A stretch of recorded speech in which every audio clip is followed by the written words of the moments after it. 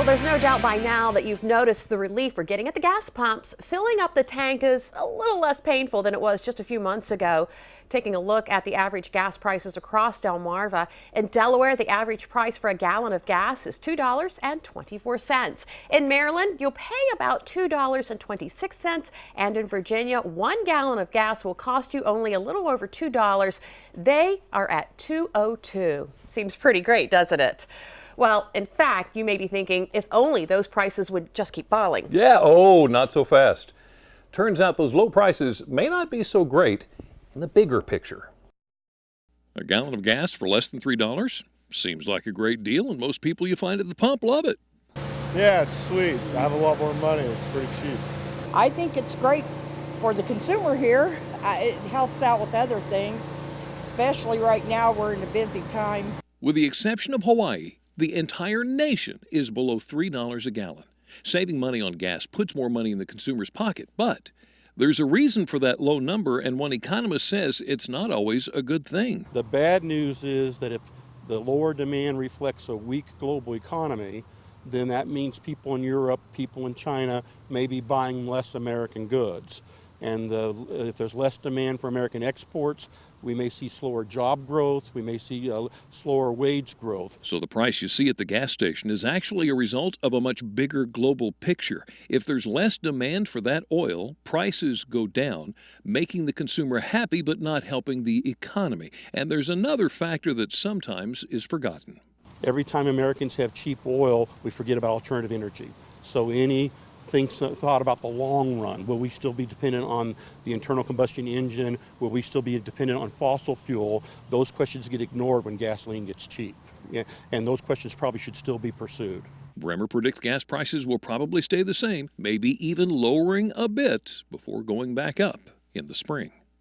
So, how much are you really saving with these current gas prices? Well, according to an industry expert quoted on Business Insider, the bottom 20% of income earners could save about $250 over a year. You know, it sounds like a sweet deal to me, although I never thought that we would be spending that kind of money on gas. But did you know that while the price of gas may be a happy moment for you and your wallet, it can also signal economic distress worldwide? Yeah, so joining us today to tell us how is Dr. Memo Diriker, who's the economic expert and founding director of the Business, Economic, and Community Outreach Network, or Beacon. Thank you so much for coming to join us. My pleasure. Thank you for explaining this in simple terms that I can understand. So gas prices are at a 5-year low? They're at a 5-year low, and some experts believe they're going to go down further, even though they rebounded a little bit yesterday.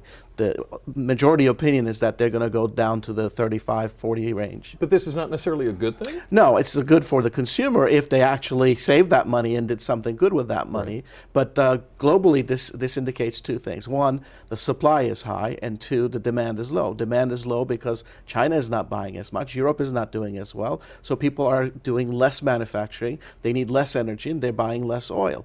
At the same time, OPEC countries, the Saudi Arabian and producers and other producers are continuing to pump instead of keeping the production low. So supply is high, demand is low. Classic economic theory, prices go down. Are we drilling more?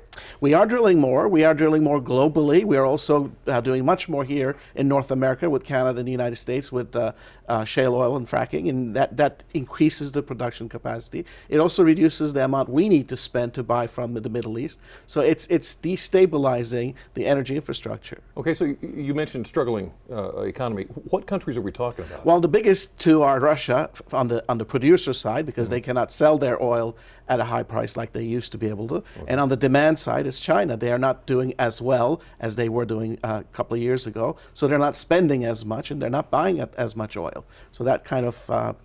Well, what does that do to our debt with China slowing down? Fortunately, we're still the safe haven. So that, people are still buying our financial instruments. But of course, China's market share in that arena is going to come down a bit because they need the money for their own economy. But still, when you look at the global economy, we're still the most stable, improving. So when people want to park their money, it's going to be in the United States. Okay, so compare us to another country. Who would we most be like? Interesting, because we used to be able to say we're either on this side or on that side. We've actually carved for ourselves a new niche. We're the third category now. We're neither a producer nor a user. We're both. And because of shale, because of our ability to work with Canada, we are now producing more, reducing our dependence on Middle East oil. Right. Yet we're still, especially with the improving economy, consuming a lot. So we've created this really unique niche for ourselves. But what about the Made in the USA price? Does that mean it's going to go up? That is a question mark, because alongside with the drop in oil prices is the problem that global economy is slowing down. And in addition to that, the value of the dollar is going up. So anything we manufacture is becoming more and more expensive overseas. So that's going to have a negative impact on our manufacturers who export. Okay, so we got a lot of things to fix. Oh, yeah. But how are we globally? Well, globally, we're doing in a C+ in terms of our economy and actually improving. Where we are not doing well is in our infrastructure, our roads, our broadband, our port facilities, airports, our bridges. Roads? Yeah, roads are miserable. In fact, 2 different organizations in the United States issue a report card on our infrastructure. They have both graded our infrastructure this past year, 2014, as D and D+. Give us an example of countries that are excelling. Well, the countries that are excelling, the first shall be last kind of thing. We were first and now we're last. Countries that are excelling are the countries that are now building their infrastructure. You have Brazil, you have Turkey, you have Indonesia, the emerging markets, because they're investing a much larger percentage of their GDP on building their roads, their ports, their railroads. We are actually declining. We're down to 1.5% of our GDP, lowest it's ever been.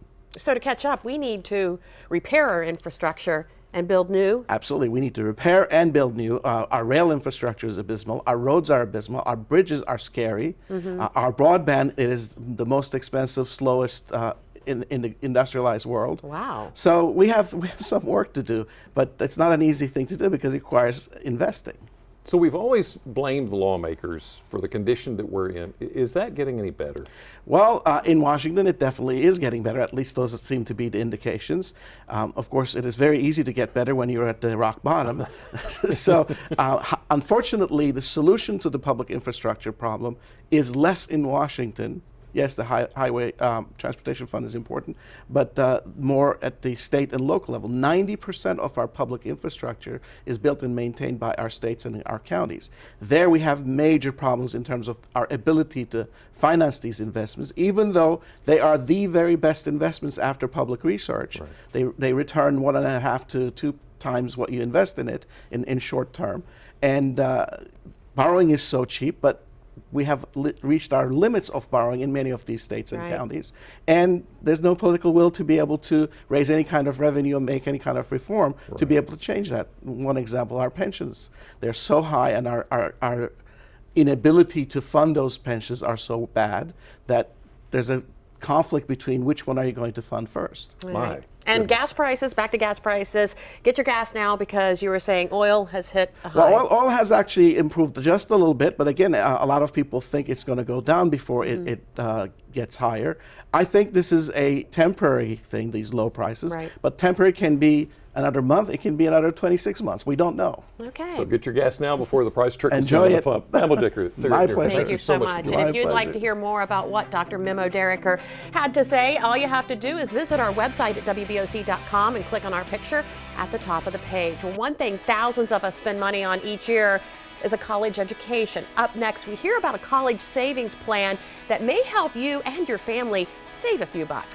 And once you've walked across that stage, how are the job prospects looking? After the break, we're going to hear the top jobs in the market for 2015. And later on, how you could save money in your home by going solar. Find out if it's right for you. But first, we just talked about gas prices. Maybe you're planning a road trip. Dr. Oz wants you to stay healthy while you're gone.